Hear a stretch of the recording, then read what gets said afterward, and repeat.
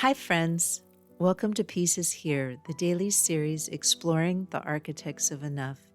We continue with our theme, Creative Vision and Mindful Craft, honoring Frida Kahlo. She made pain visible, and in doing so, helped others survive their own. Architect of Enough. Frida Kahlo is recognized as one of the most influential Mexican artists of the 20th century. Her work, deeply personal, often surreal, and always honest, reflected the realities of her physical and emotional life. What she kept was not her suffering itself, but the dignity and defiance that grew from it. Her early years were marked by illness and later by a devastating bus accident at 18 that resulted in lifelong pain. During her long recovery, she began painting, initially using a special easel that allowed her to work while lying flat. Her paintings came to defy any tidy category, though often labeled surrealist. Frida herself insisted, "I never paint dreams or nightmares, I paint my own reality." Her works explored identity, pain, love, and the female body with an unflinching honesty that was unprecedented for her time. Her 50-plus self-portraits insisted on being seen, unfiltered, wounded, unashamed. Frida Kahlo kept her story whole even when it hurt to tell it.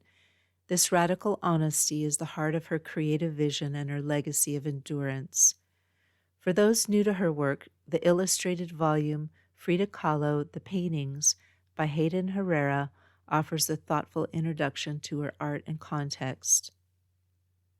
The Enough Reflection. Keep what hurts, not to suffer, but to witness. Frida did not keep her pain in silence. She kept it in paint, in words, in color. She turned it into something that could be seen, and through being seen, perhaps softened. This reminds me of one of the tips from Peace Stuff Enough, the new companion book to One More Year. You can find it and follow the Kickstarter at avaskalfsbeck.com/Kickstarter. Pedro says that she was a fixture in high society and lived with a celebrity muralist, Diego Rivera. Frida Kahlo had a simple tabletop or wooden lap tray rigged to her bed instead of an easel, forcing her to work in a contained, intensely personal space. While this was due in large part to her physical limitations, she actively rejected traditional artistic tools and the distractions of the art world, proving profound art required only a mirror and self-focus. If you were to paint your life, not to impress but to tell the truth, what would you show? What part of your story deserves to be kept, even if no one else ever understands it fully? Words to keep. In her journal, Frida once wrote a sober truth earned through immense physical struggle. At the end of the day, we can endure much more than we think we can. It reminds us that strength is not about avoiding the difficult, but about maintaining dignity within it.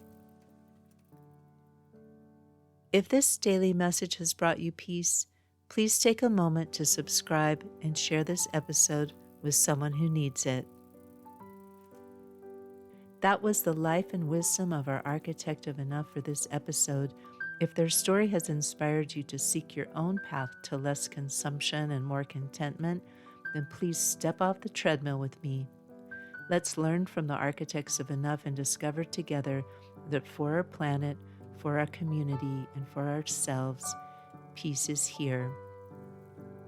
To follow my work, including the new book, Peace Stuff Enough, the entire Pedro the Water Dog Saves the Planet series, and the podcast archive, visit avaskalfsbeck.com. That's also where you can find the link to my current Kickstarter. Our music is Dalai Lama Riding a Bike by the talented Javier Peque Rodriguez. You can find links to his music on Spotify and Bandcamp in the show notes. Thank you again. Listen for the peace.